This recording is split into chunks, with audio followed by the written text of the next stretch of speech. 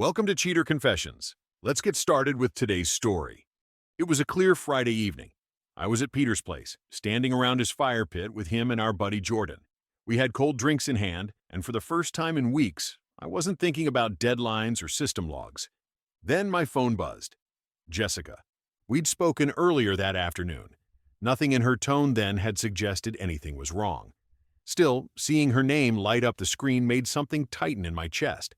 I stepped a few feet away from the fire and answered. "Hey," I said. "Everything all right?" Her voice came back smooth, controlled, and cold. "Don't hey me, Victor. I'm calling to let you know I'm divorcing you. The papers are ready and will be filed on Monday." I said nothing. Before I could even breathe in to respond, she continued. "And before you ask, yes, I've sold RouteForge. The buyer wired the money this morning. I'm taking my half and starting fresh with Michael Reeves." Michael. I hired him 5 years ago, brought him in when we needed someone to manage regional expansion, trusted him, gave him more responsibility than most men would give an employee they'd only known for a year. She laughed then, short, almost theatrical. "You were too busy babysitting your precious code to notice what was right beside you. Michael actually saw me." I glanced over my shoulder. Peter and Jordon were watching my expression, their laughter gone, sensing something had shifted. I felt the sting in my gut, but I let it pass. "Good for you," I said. Calm, steady. That caught her off guard. She went quiet. I ended the call, slid the phone into my pocket, and walked back to my friends. "I should head home," I said. The fire popped behind me as I left, but my mind was already moving. Not on her words, but on what she thought she'd taken. By the time I pulled into the driveway, the last of the daylight was gone. My headlights swept across the front porch and caught Jessica standing there, wineglass in hand. Michael was leaning against the railing beside her, his jacket unzipped like he already owned the place. "You didn't waste time," I said, stepping out of the truck. She smirked. "I expected more of a reaction. You just walked out on your little campfire?" Michael grinned, tilting his head. "Figured you'd be too busy crying into your beer to show up this quick." I took a slow look at both of them. "I just came to grab a few things." Inside, the house didn't look like my house anymore. Boxes stacked by the wall, drawers emptied. My office was stripped clean. The safe in the study stood open, hollow. Even my father's old chronograph watch was gone. When I came back to the living room, Jessica was perched on the arm of the couch, swirling her wine. "You're not going to make a scene, are you?" "No," I said, keeping my voice flat. "I just have a question." She raised an eyebrow. "What's that?" "When did you sign the sale agreement?" "Yesterday," she said without hesitation. I nodded, as if I'd just confirmed the weather. "Interesting?" Michael stepped forward. "What's interesting?" I ignored him and walked to the kitchen, pulled a bottle of water from the fridge. Jessica watched me, irritated. "You gonna tell us or just play the mysterious act?" I took a sip, then set the bottle down. "Because the system credentials you'll need to deliver on Monday, they aren't part of RouteForge anymore." Her smile faltered just enough for me to notice. "I'll be gone in 10 minutes, I said. "Don't wait up." I left her staring after me, wine forgotten, the first hint of doubt creeping into her eyes. The next morning, I was in the lobby of Hale Logistics Group. Their receptionist recognized my name instantly and made a quick call upstairs. Within minutes, I was walking into a glass-walled conference room where Martin Hale, the man who thought he'd just bought my company, was waiting. He didn't waste time. "I assume you're here about the acquisition." "That's right," I said, setting a slim black folder on the table between us. "I think you'll want to read this before your lawyers wrap up their review." He opened it. Inside were the documents I'd been holding on to for over a year. The incorporation papers for Northline Systems LLC, filed before my wedding day, the notarized transfer of the RouteForge optimization engine and encryption key management into Northline, the licensing agreement giving RouteForge permission to use the engine only with my consent, which could be revoked if ownership changed. Hale's eyes scanned the pages faster now. His frown deepened.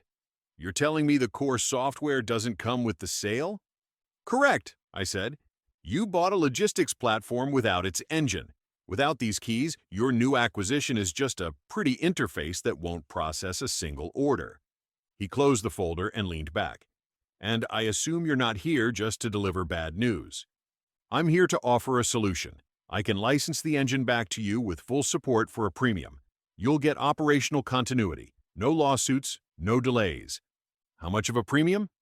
50% over your purchase price, I said evenly. Hale studied me for a long moment. Then he smiled, the kind of smile that said he respected the play even if it stung. I'll have escrow paused and issue a breach notice to the sellers. If they don't deliver, we'll talk license terms. We shook on it. By the time I walked out of that building, Jessica's victory was already starting to rot from the inside. It didn't take long for Jessica to find me.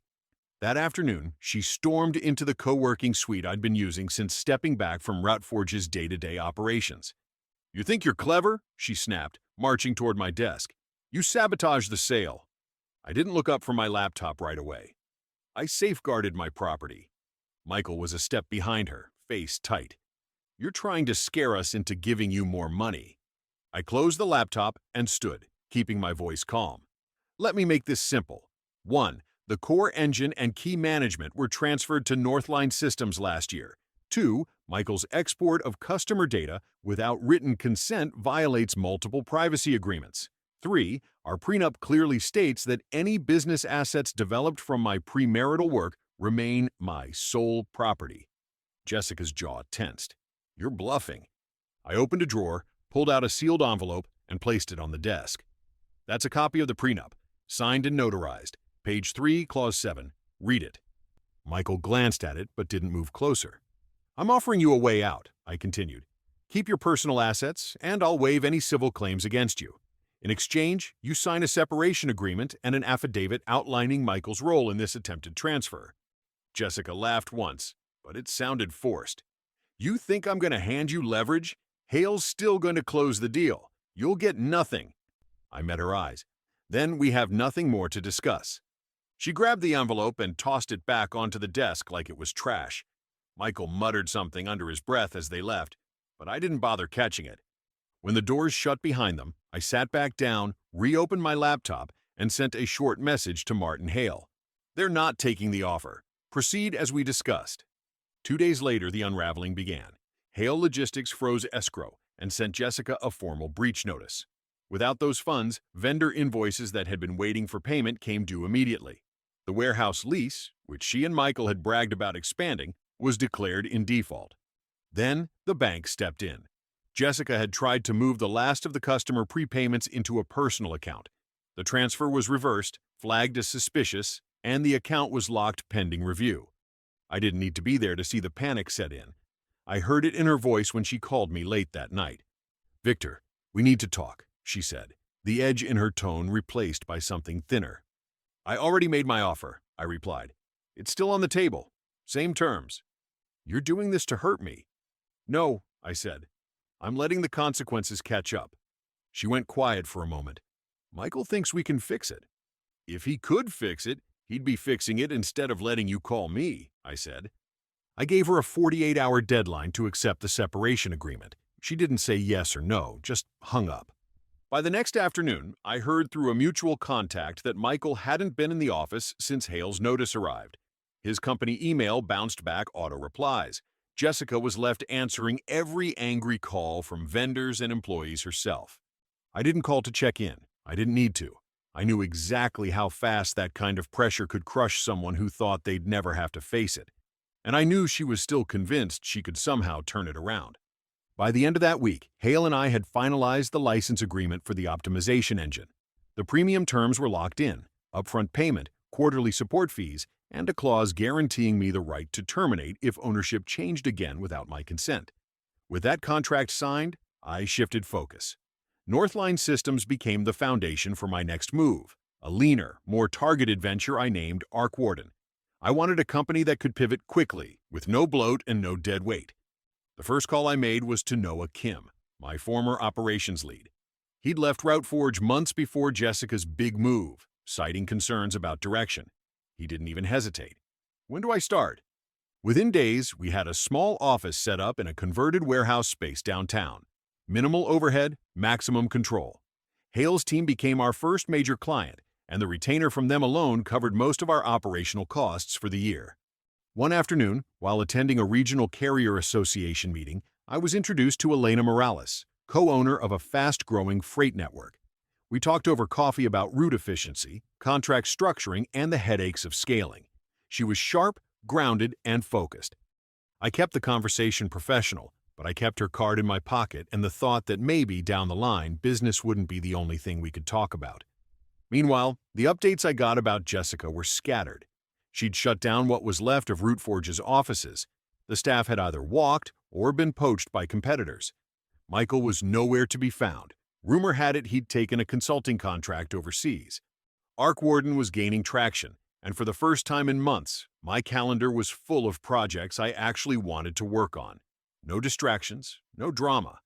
The mess they'd made was behind me, or so I thought. Jessica reached out through email this time, short, to the point. I need to see you. Just one conversation. We met at a quiet corner coffee shop halfway between my office and the part of town she was renting in now. She arrived 10 minutes late, wearing a coat that looked a size too big. The easy confidence she used to carry was gone. "Thanks for meeting me," she said, sitting down. I nodded once. "What do you need, Jessica?" She exhaled slowly. "Michael's gone. Took the money we had left and disappeared. I'm drowning in legal fees, and Hale's firm is still coming after me. She hesitated. "I made mistakes, I know that. But I need something. A job. A piece of Warden. Anything." I let her words settle. Then I slid a plain envelope across the table. "That's the same offer I gave you before. Separation agreement, affidavit on Michael's role. You sign, you get what's inside." Her fingers hovered over it. "How much?" "Enough to cover what you put into Routeforge after debts. Nothing more." She opened the envelope, saw the figure, and frowned. "This is all?" "That's all that's clean," I said. "No fraud, no disputes. You walk away with this, and it's over." For a moment she looked like she might argue. But then she reached for the pen, signed both documents, and pushed them back to me. "Do you hate me?" she asked quietly. I met her eyes. "No, I just don't owe you anything else." I stood, left the envelope in front of her, and walked out. I didn't look back. By the time I got to the street, I knew she'd signed because she had no choice, not because she understood what she'd thrown away. 3 weeks later, I was standing in front of a small audience at a logistics tech forum. My talk was on system governance, licensing controls, and why you never let someone else hold the keys to your infrastructure. I kept it short, 20 minutes. Afterward, Martin Hale caught me in the hallway. "Still the best investment I've made this year," he said, shaking my hand. "Glad we worked it out." Driving home, I thought about how quickly the storm had passed once I stopped letting myself be in it. That Friday evening, I was back at Peter's, the same fire pit where this all began. Only this time, there was no call that would change the night. We talked, grilled some steaks, and I didn't once check my phone. Later, at home, I opened my laptop to review a proposal from Elena's company. The numbers were solid. So was the trust, something I hadn't had in business for a while. My phone buzzed. An unknown number. The preview showed one word: "Please." I watched the screen until it went dark.